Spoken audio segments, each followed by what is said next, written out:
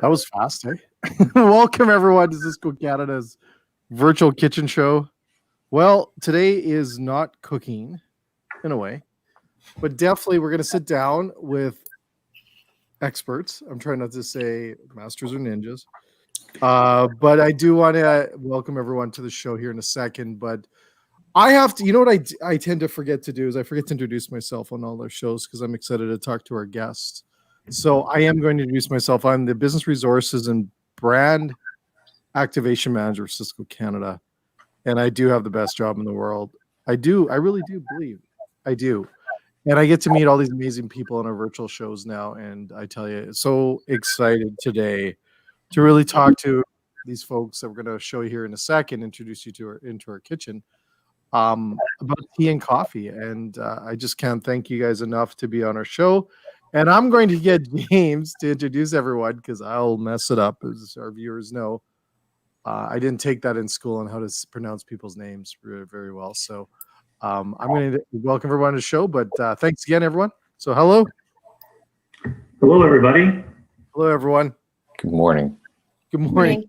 Morning. Mike's so serious. Good morning. So James, do you want to introduce everyone as I pour my coffee? Absolutely. On the panel today, and like thank everyone for their time and joining me, and it's a great honor to be invited.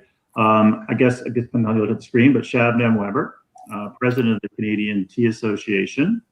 So a lot of insight and information on tea, and a great resource if you want to reach out to her directly through the Canadian Tea Association. And then we have Mike Kinsella, who's the managing director of his own company, Coffee Sharks. So a well-known, and I've worked with Mike for many years and come to rely on his knowledge and expertise many times. And Casey Graham from Bun Canada, she's the regional manager, brings a lot of insight into the equipment side of the business, and probably knows a lot more about tea and coffee than she would care to admit, just because all the questions that she would get on how the equipment works. And then myself, James Kenny, work for Tata Global Beverages, and I am the food service manager for Canada. And that's pretty good. Wow. Like this is like the most experts in this category I think we've ever had in Sysco's world together. So thanks again. This is awesome. There's so many questions I want to talk about tea and coffee with you. But let's kind of look at the world today in COVID. And I don't really talk too much about COVID and the impact, but we do know it's impacting the food service industry. But can we just have a general discussion, start off this conversation, the coffee? How's it impacted the tea industry right now overall? Well, first of all, thank you so much for having me, Jay. It's a lot of fun to do this and to have such great experts on all at the same time, as you say. So, our conversations have clearly shifted. Everything is about COVID, and rightfully so, because there have been huge changes and huge shifts. Some of them have been to the benefit of some industries, and then others, such as food service, not so much. If anything, I tend to use the word decimated. Now, for tea itself, I think what we've seen in retail has been really quite extraordinary. And that's this huge surge in tea purchasing for in-home consumption. I mean, as I said, obviously out-of-home consumption and food service has been impacted hugely because of all of the shutdowns, and even delivery services hasn't really helped the tea category in food service because you're not really ordering a tea from a restaurant to be delivered to you. But in terms of grocery store, and I think that that's something that we need to pay attention to, even for food service, because I think that there are lessons to be learned here.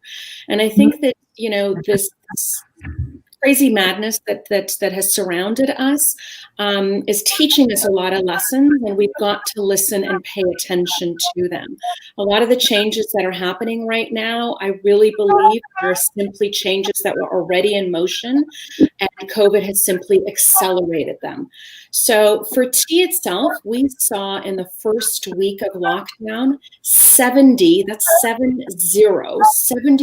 increases in purchasing. Wow. And then aggregated, obviously week one isn't really the way to measure these things. Aggregated, we've seen in 10, 15, 20 weeks following, we've seen an uptick of 37%.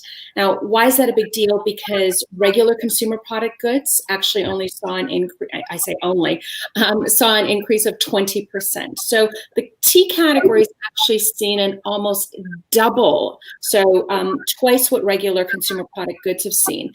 And I think that there are lessons from this. I think that consumers have spoken. Do you know what I mean?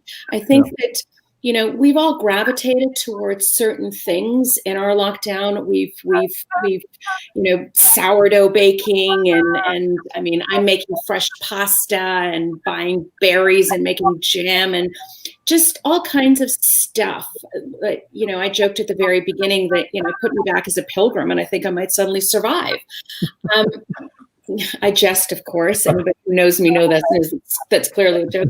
But my point being that, you know, we were doing these things not because bread wasn't available, not because jam's not available, not because I can't buy pasta in a store, but because we were reaching for comfort.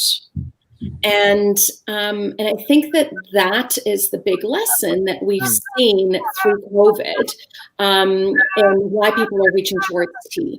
We've gone to stores and we're surrounding ourselves with the things that make us feel better, not just physically, but also mentally. There's an emotional connection here with tea, which I've talked about for years. And I'll lay it out right now. I do drink coffee and I enjoy my cup of coffee, but I describe the difference between tea and coffee as needing a cup of coffee and wanting a cup of tea. And I think that consumers have really kind of driven that home for us in the past few months. And as an industry, we need to really, you know, wrap our heads around that and figure out what more can we do? What more can we provide to consumers around that message of comfort? And as I said, whether it's, you know, your body or your mind, right? Pre-COVID, there was, you know, a pretty big push. One of the big trends that we saw happening in tea is functional teas, right? People were looking for teas that had additional benefits to it. So I think that you said earlier, you've got a Tetley tea that you've got with you right now. And my Boost, James. It's called Boost. Yeah. There you go. So tea. That's a functional tea.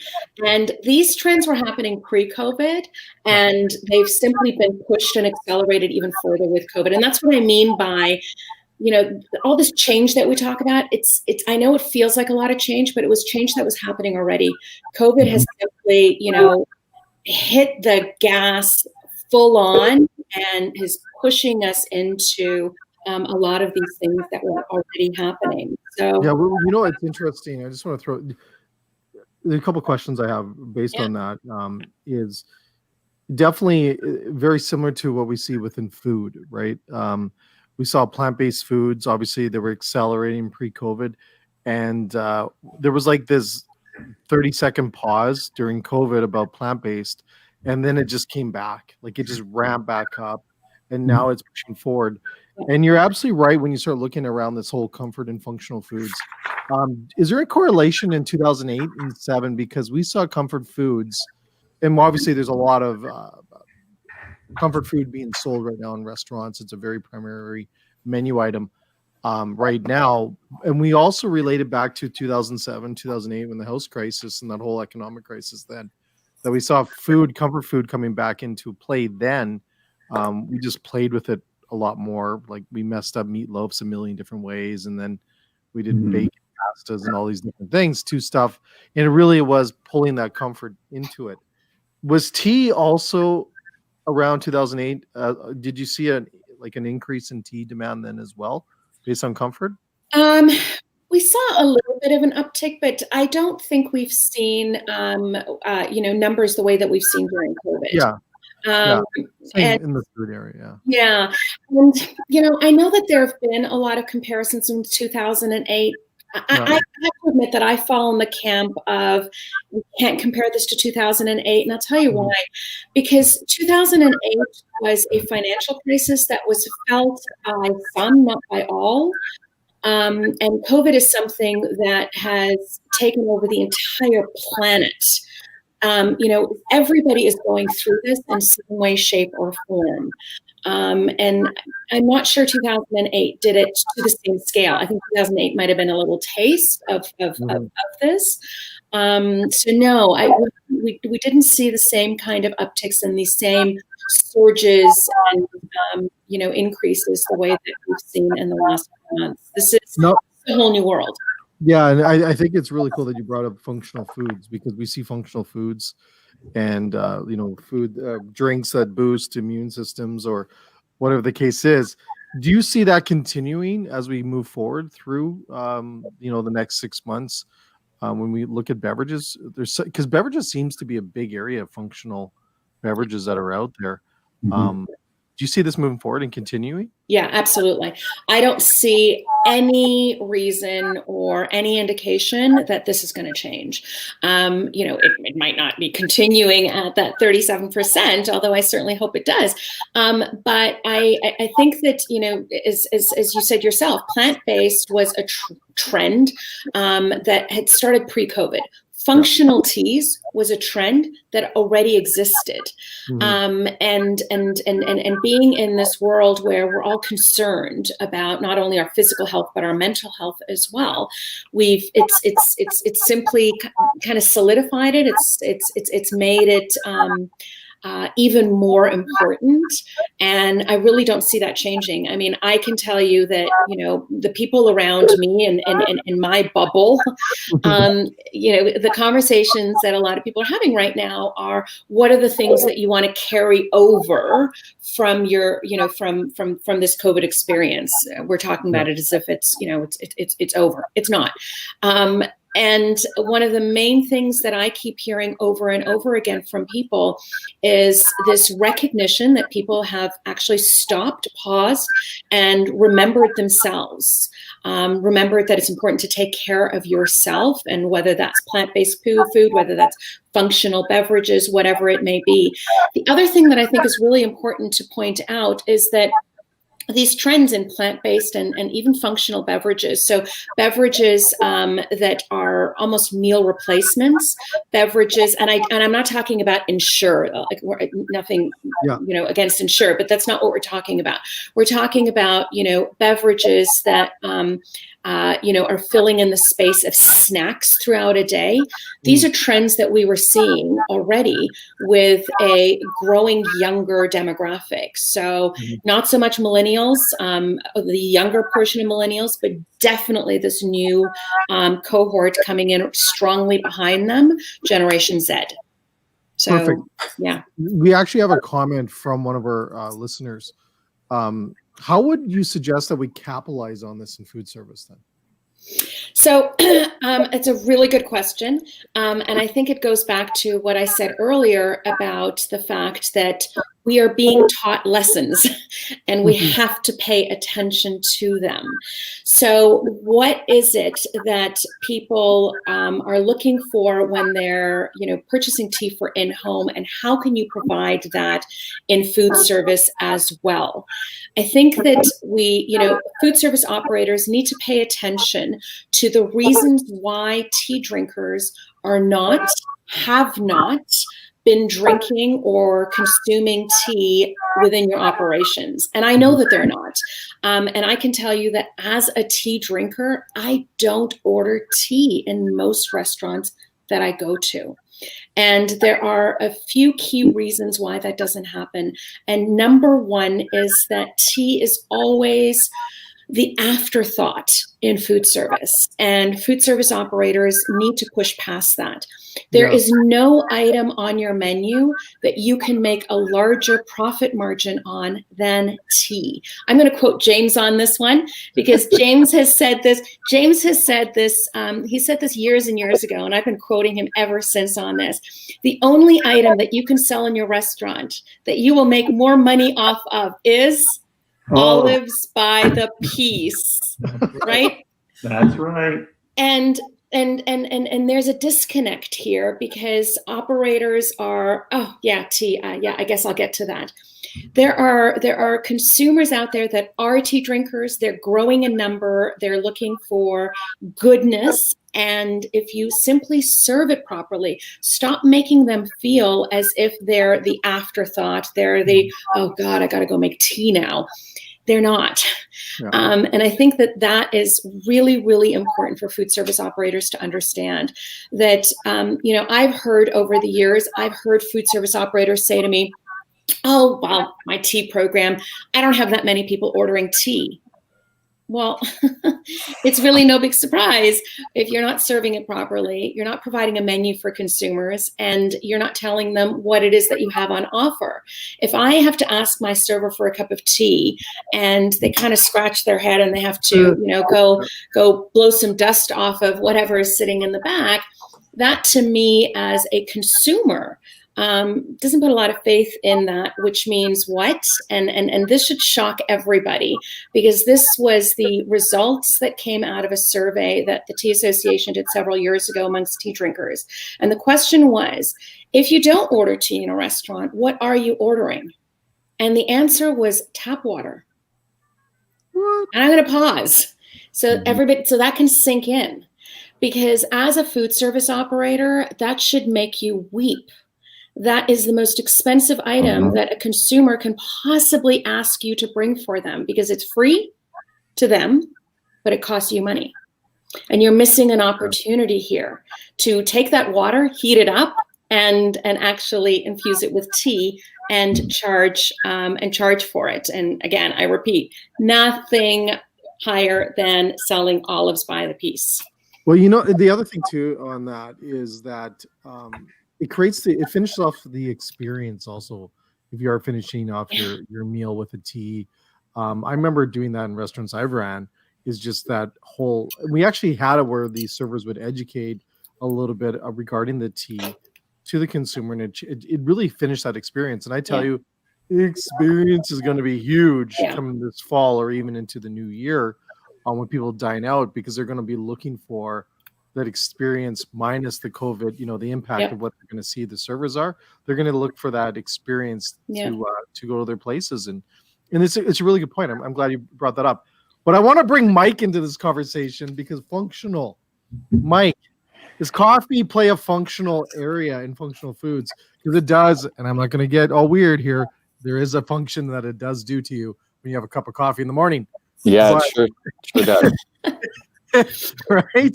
But how does coffee play into this? I mean, coffee has always been a functional beverage. And in fact, coffee and tea, hot beverages, by and large, are functional beverages, easy for us to consume, generally easy for us to make. But what we've seen, in the coffee industry and the operators that I've been talking to, that are feeling like there is some success and progress for them, is a real back to basics approach around the coffee and how they're preparing it, what they're preparing for consumers, whether it's a blend of coffee or a particular type of coffee, or maybe even highly caffeinated coffees. But that preparation and education, to your point, table side, is very important for operators, whether they're picking up their coffee at an independent cafe or they're sitting down at a full service restaurant. And I think we miss a big opportunity when we don't help our guests understand the importance of these beverages. Yeah, that's a really good point. It is. I think education. I've always said this. Education really sets it apart in those experiences when you dine out, no matter if it's food or beverages. Really tapping into this. James, what's your thoughts on this too? Oh, absolutely. And I think Shabnam touched on something, as did Mike. As we get away from patios and move inside, or you continue using patios, and relate it back to the finance and profitability, the customer walks in with an open wallet. I mean, they're ready to spend some money. They want an experience, whatever that is, moving forward, but some kind of an experience, an escapism, a little bit. And by not taking the time to look at your hot beverage offerings, whether it be tea or coffee, and make them unique, make them signature, make them your own in a way, Mm-hmm. really give them the reason to walk away without spending that $2 to $7, depending on what type of restaurant you are or offering you have. In keeping it simple, but at the same time profitable for you and experience for the guest. That's my take on that little piece we just talked about. And yes, I do use the olive thing once in a while. But yeah, again, restaurants need revenue. Yeah. We're clinging. Our industry's clinging to I don't want to say the edge because I don't think we're that far yet, but this helps. And if you could sell 2 more cups tomorrow, that's another. And if you're a $2 adder, it's an extra $4 in the register. And it sounds like a lot, but times that by how many servers and how many days a week you're open, it turns into some large dollars that I think we're all as operators, they're looking for and need. You know what? I agree. And then I've actually, like many moons ago, helped an operation. I think it was $60,000 to $80,000 extra a year by tweaking their beverage program, their hot beverage program with coffee. Again, it was huge volume, obviously, but I've seen those numbers in this area where we do look at it as a small dollar amount on our menu, but the impact, because everyone has a coffee, or if you are promoting tea, it's a very easy sale. And usually the first words is, what would you like to drink, is coming out of your servers' mouths, right? And one could argue if that's right or wrong, but it is something that typically it's very hard to sit in a restaurant without drinking something, right? Yes. So we cheat on our side a little bit. We use Bun has a calculator program that they use that really highlights how much revenue is made by selling X number of cups of coffee based, and then you can work in your cost to show you how much money you actually can bring into your operation, or sadly, in some cases, how much money you're not bringing in. Casey, can you share some of that with us? Because that's all. I get excited because like all my life, my career is helping restaurants make money. So is it big? It's got to be huge dollar amounts, Casey. Yeah, just like the group was kind of sharing there, there are huge margins that can be obtained from coffee and tea, and especially on the equipment side. People ask us all the time, what is the benefit of actually owning your equipment? And again, the margins are definitely there. And similar to what James was just actually talking about, we also have a program that calculates what your return on investment can be. And sometimes, actually most of the time, it takes less than 6 months to pay off that equipment.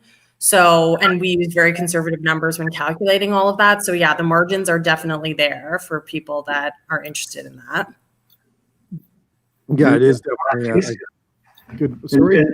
We also, the products taste good. That's a side benefit of the profit. It is the products, whatever brands, flavors, mixes you use, they all taste good and they all deliver something to that consumer that you really, really want to bring into your operation and make them feel sometimes like they're in their own home having that beverage. My spouse, for her afternoon snack is usually a latte of something, whether it be a chai or a coffee product, and she's replaced that carb or protein item with the beverage, to what Shabnam talked about, because it delivers whatever functionality she wants out of that beverage, but it fills the gap. And there's a lot of good flavors out there to bring in for low complexity to your system that you can offer and really make your own. I just wanted to add something as well, Jay, because you were talking about this need. As consumers go back into restaurants, as food service is slowly opening up, that people are looking for an experience. And I think that's really key, in terms of what can food service operators learn. I mean, we're all itching, everybody. I mean, let's face it, everybody here on this panel is a consumer. And I'm in my home, like most of the rest of you are as well. And we're all itching to get out. And when we do go out, we want an experience. We want to have something out there that we're not, that has been lacking or missing here. And tea and coffee in its traditional form is great. But I think that we can push ourselves a little bit further as well and think of these products as ingredients in other things that you can do in your food service operation. Yeah. So I want food service operators to push themselves and put tea and coffee into their cocktails. We've done, for example, so the association right now, we do, all our social media that we do is sort of themed around different things from month to month. And August is Tea's Gone Wild. So it's an entire month of talking about tea as an ingredient in your cocktails. And it's everything from new cocktails to my favorites, which are classics, taking a classic Negroni and infusing tea into it, or an old fashioned, or a really classic martini, or a screwdriver, these really old fashioned beverages, and just putting a twist on them, because that old fashioned is the comfort, and I don't mean old fashioned the beverage, I mean as a concept. That's that comfort factor. And, you have an ingredient, which we've already settled is incredibly cost effective. And you're adding something different and something new. It's a new experience for me as a consumer to go out to a food service operation, to a restaurant, my favorite restaurant, whatever it may be, and get something that perhaps I'm not necessarily getting A, somewhere else, or B, in my own home. Yeah. We had that James. Yeah, we did a show a little while ago with James and his chef, and did some tea infused foods, and so I think we had some liquor there as well. Yes, you did. Yes. Yeah, James was having a morning cocktail. Yeah, And Jen. No judgment. It's COVID. Come on. It's COVID. We can do it. There's no rules. But yeah, there was so much you can do in that area, and it blew my mind away about seeing how you can really put it into food and into recipes and dishes and create a whole bunch of different experiences. It's just amazing. Now, the other thing I want to throw this in here, because I think I've talked to James about this a few times, but I want to throw it out to the panel here, is takeout and hot beverage. Is it, we're walking into the fall here, and everything that we're seeing in reports and data is predicting takeout is going to be absolutely huge this fall. Not that it isn't now, but it is going to escalate as we close down patio, especially in the Canadian world of climate, of a cold climate. Is hot beverage, can it play a role in takeout?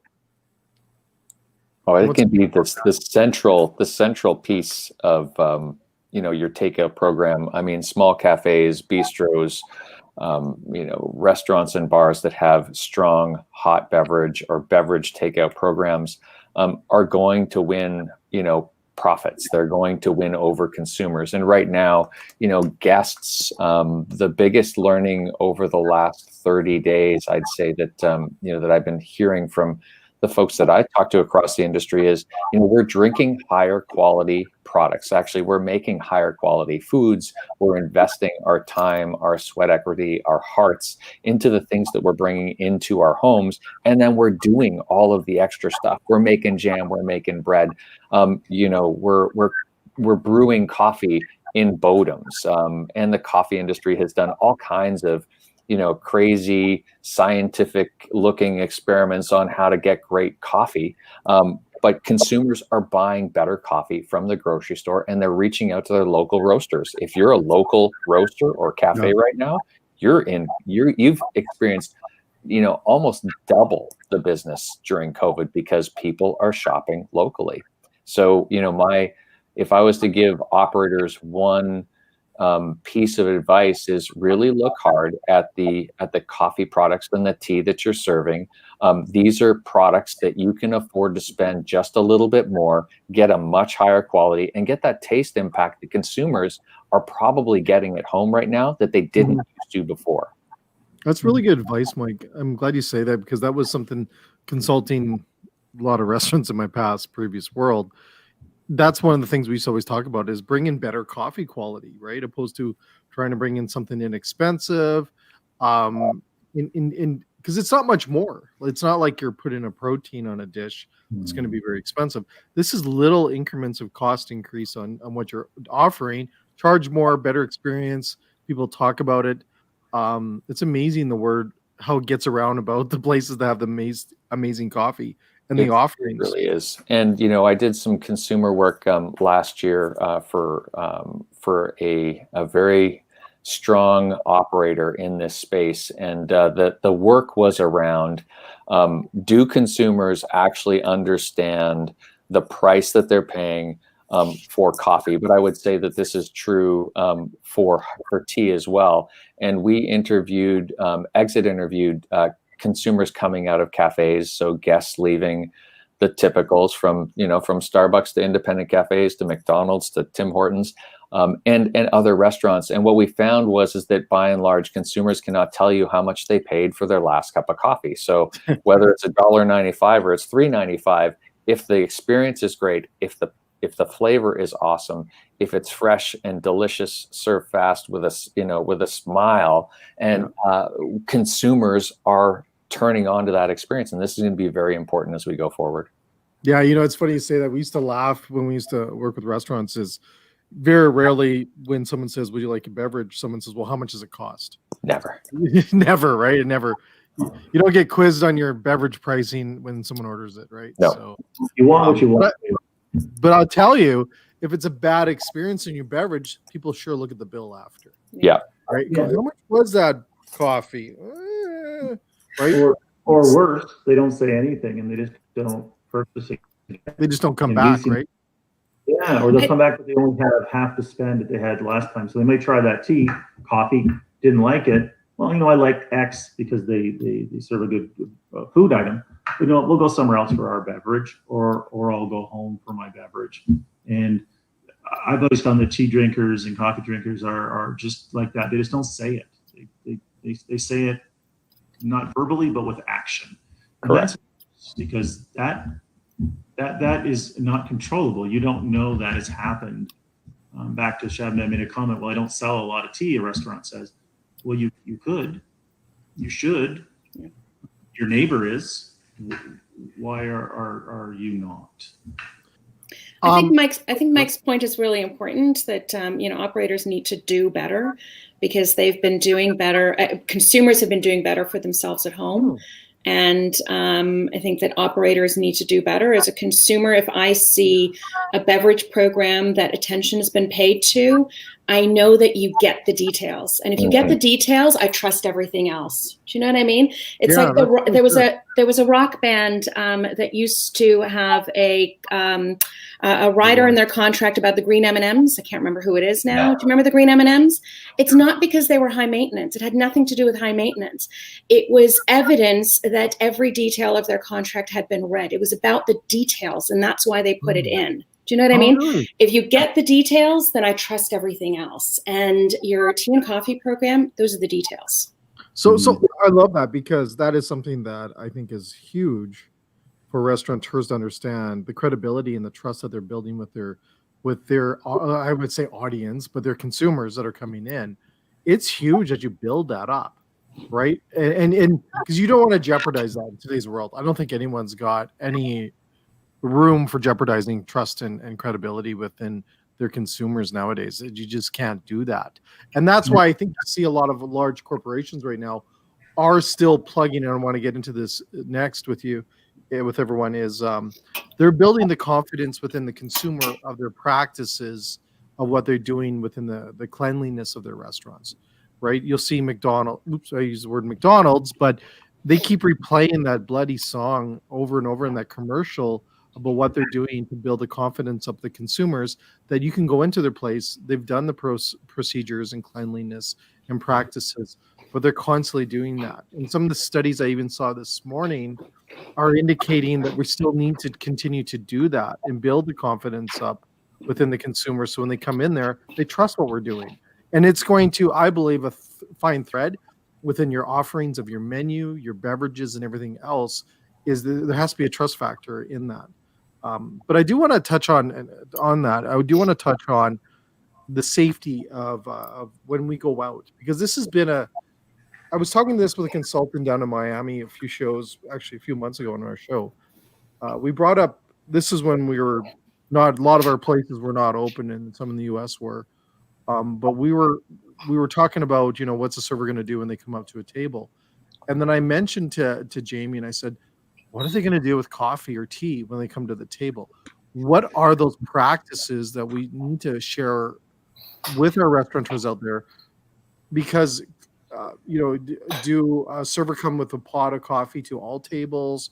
Is it what's the practices would you recommend for restaurateurs to understand the safety that you're providing when it comes to these beverages? Who wants to jump on that one? I was going to say, so I can take that one. So in terms of, again, speaking on the equipment side of things, so we have obviously recognized that, people do not want so many touch points anymore. They want as least touch as possible. So Bun has actually come out with a bunch of different touchless solutions for our equipment so that we are eliminating those touch points. So whether it be different faucet adapters, so there's not so many hands on deck all the time, or using different materials. So one of the materials that we've actually started to integrate into some of our pieces of equipment and can also be used on existing pieces of equipment is antimicrobial film. So I think that's going to be really important to consumers, because I know for myself as a consumer, like we've all been talking about this morning, you want to know who's been touching it or what the interaction has been and everything like that. So I think it's going to be important. And then, in terms of serving and stuff, at least then you might know, okay, here's what's been done to it. And you can, decide whether or not that works for you. So. Guys, we're getting some pretty high tech, eh? Use big things like that, which is huge and awesome. But what is some of the things would you recommend? Does servers come to tables with a pot of coffee and pour it? Is that something you recommend? What do you want to jump on that? I was actually in a restaurant last week. I actually ate inside for the first, and it wasn't as weird as I thought it was going to be. It was actually a good experience for the most part. And I did get a tea at the end, and I got it the same way that I received it in the past. Was not exactly, but the way I had it this place was with the cup with the tea bag in it, served in the cup, so the same way. And you know what, it didn't give me pause, and I think maybe because I didn't spend time thinking about it, but it didn't give me pause that it showed up the way I had expected it to. But that I may be the abnormal on that one and not expect differently. But I didn't see a coffee pot moving about. Of course, it was 32 degrees outside, so that could have had something to do with it as well. But I did not see a coffee pot or one being brewed, for that matter, that was visible. At least my take on it. Yeah, I mean, glass pots last year there's sort of a real rift in the industry. If you're brewing coffee constantly, using glass pots, we're conditioned to understand that within 15 to 20 minutes that coffee is no longer good, but it's fresh up until that time. I think we're going to see operators taking more advantage of thermal servers. They're going to take more advantage of bringing the coffee and tea and accoutrements to the table, and having that be super, super clean, really paying high attention to the details when that tableside service happens, because the tableside service or the interaction that you have with your barista across the counter, coffee or tea, is a really good opportunity for education and for building trust. As long as it looks and feels like something that I am used to, and I'm not given pause to question whether or not this is safe or clean for me to consume, there's a really good opportunity to upsell, to develop a better relationship with your patrons. And right now, loyalty is up in the air. All of our biggest multi-unit operators are dying for loyalty, and independent operators are having a great chance at taking their fair share of this. So attention to detail is super important. That's a really good point. And that loyalty thing, we see that everywhere. Like that's what I always say, that the days of Norm when he walks into a pub is gone. There's no more, hey, Norm. You don't see that. And the millennials and Gen Z, that, is our consumer base. There's the loyalty is, because I think there's also more variety. There's a lot of things out there. Also, millennials and stuff like that want to show their diversity within the locations that they're going to, that they're cool in a sense, that they go from here to here to here and try different things out. I totally agree on that loyalty thing. But we do have an opportunity. I love the fact that you talk about education, because I've always been big on that. I worked with a huge chain where education was so big on when we went to tables and we talked about the food and the beverages and different things like that, to also want to help with cost, but also to build that credibility up within the consumers. I think it's so big as we move forward. Very cool. Very cool. Well, I do want to kind of wrap up, because we're running into the time where people fall asleep that watch these things. So I do want to just, and I do this to all my guests, and I just can't thank you guys enough to come on here and talk about this area. First of all, one of my passions, coffee and tea, but definitely an area that I think consumers can capitalize on and to build that extra income, because it can really, really help during these times. But I want to give everyone the last thing you want to say out to the restaurant world and to the food service world and to all of our foodie fans that are out there. What's the last words you want to say? Who wants to start? I'll start. Sure. So my message to food service operators is it's tough. I get it, believe me. But there are real messages that consumers have been speaking. And just because your operations have been closed for the past few months, that doesn't mean that consumers have stopped speaking to you about what it is that they want. So listen to that. Do better. Provide menus, provide variety in what it is that you're offering, and most important, stop making tea and coffee. And I'm actually going to emphasize tea consumers feel like they are not top of mind, that they're sort of oh yes, I guess I need to carry tea as well. That's a really good point. Very good point. I'm so glad you said that. It's a very good point. I'm so glad. Right. So who else wants to jump last words? Casey? Sure. So my message to food service operators would be just to, stay as safe as possible, really look at what options are available out there for your equipment. And again, it doesn't have to just be buying new equipment. You can really make changes to your existing equipment and make it safe for all your patrons and consumers that do come in. And also just be as creative as possible. There are tons of different options out there on the beverage side that, consumers would be interested in. And I would just say, keep doing your research and stay safe. And yeah. That's awesome. Actually, I'll jump right off of that point, because, I put myself in my guest shoes as a consumer. What I want is I want comfort. I want quality. I want deliciousness. And in my past, I've run independent cafes and I've run multi-unit operations. One of the things that I know we don't have a lot of is time. So I would encourage all of the operators to reach out to the folks at Sysco, experts on this panel. We have at the tip of our fingers, 3 or 4 things that you could do today with your coffee or tea program that will drive profits and won't cost you any more money. We all know that profit is going to be king over the next 12 and 18 months. So little tweaks and attention to detail is where I would love to see our operators focus on. That's a really good point, Mike. And profit is going to be king, I tell you, and especially going into the fall and January. We haven't talked about January, February. Like that definitely going to be an area that we need to make profit during. Awesome. Thank you so much, Mike. So James, you want to give us your last wisdom? My last wisdom, oh boy, it's a gray hair, isn't it? That's what makes it. You know what? I've talked to the panel privately many times over the many years, and there's many great quotes from all of them, and also other industry people. And I leave the message is that remember, we're in the hospitality business. That we are there to make people feel comfortable, give them what they like, what they want. We have a real opportunity to bring people back to connection again from our whatever time of condition we may have had as the people emerge back into your place.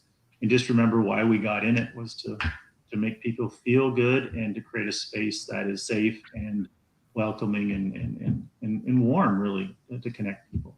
That's what I would leave after this great conversation and all the business and stuff that's behind it. That the basics are it, and I want to go back in my cafes and my restaurants again in the next few weeks and really feel that welcome, but with attention to that detail of safety, but feel welcomed again. Not that I don't want to sense this is what I'm trying to do. Yeah, and I think that's so important. Thanks, James. And I agree. It's something that we can't forget why we're in this industry and what's so important. And the essence of the industry is so important that we don't forget about why we enjoy going out and why people love this industry. It is something that has been jolted, but will bounce back. And I think it'll be something that'll be amazing. Of all the innovation that's coming out and all the ideas, it's been a very interesting time. And I always think what would have been if COVID didn't come. I'm not sure if some of these discussions like today wouldn't have happened and all these different things and our show wouldn't have happened. And it is really, there is some silver lining to this unfortunate world we're living in right now. But I just can't thank you guys enough for being on today's show and just the conversations around this category. James, you've introduced me to a whole new world of tea, and I just can't thank you guys enough. So thank you so much for being on our show today, and I just all the best. I'm going to finish my coffee. I've drank way too much already, Mike, and balance it off with a little tea and finish my day off. But thanks again, everyone, for being on today's show. Thank you, Jay. Thank you. Thanks for having us. Bye, everybody. So everyone else, we have more shows coming up this week. We have our produce talks tomorrow. We're going to talk produce, not tea and coffee, which I could all day, but we're going to talk produce tomorrow. Plus we have our shows next week, podcast. Check us out on iTunes and Spotify or where you get your podcast. We have tons of shows coming up there as well. And I've got to fly in the studio today. So we're going to have to fill that here in a minute. But thanks so much, everyone, and have a great rest of your day. Get out, enjoy your restaurants, order out, eat out, support the industry. Thanks so much.